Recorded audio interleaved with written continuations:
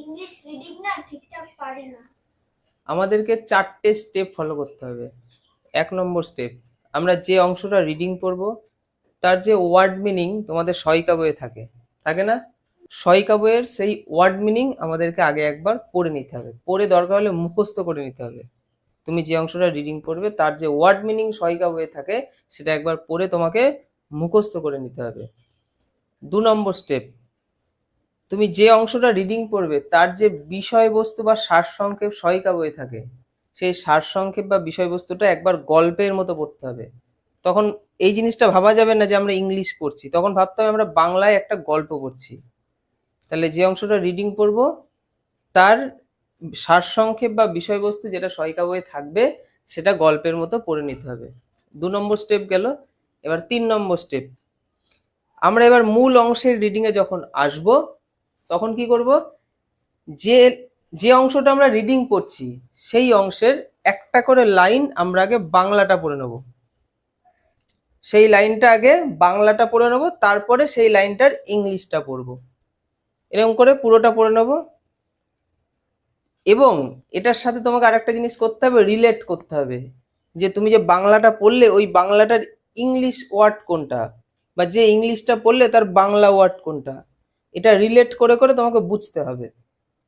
এবং 4 নম্বর এবং last step, তোমাকে ইংলিশের লাইনটা পড়তে হবে এবং তার বাংলাটা পড়তে হবে। যেটা আমরা শুরুতে যেটাই করি, মানে ওই 4 নম্বর স্টেপটাই কিন্তু আমরা শুরুতে করার চেষ্টা করি, যে প্রথমেই আমরা ইংলিশটা পড়ি তারপর বাংলাটা বলার চেষ্টা করি।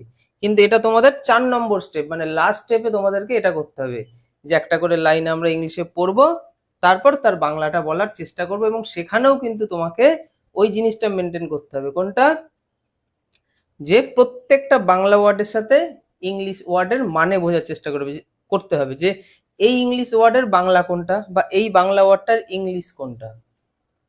বোঝা গেল? তো এইভাবে তোমাকে স্টেপ বাই স্টেপ 4টে স্টেপ ফলো করতে হবে। 1 নম্বর স্টেপ তোমাদেরকে 2 থেকে 3 বার করতে হবে, কারণ ওখানে মুখস্থ করার ব্যাপারটা রয়েছে, কারণ ওটা ব্রেনে রাখার দরকার আছে। 2 নম্বর স্টেপ তোমরা একবারই করবে।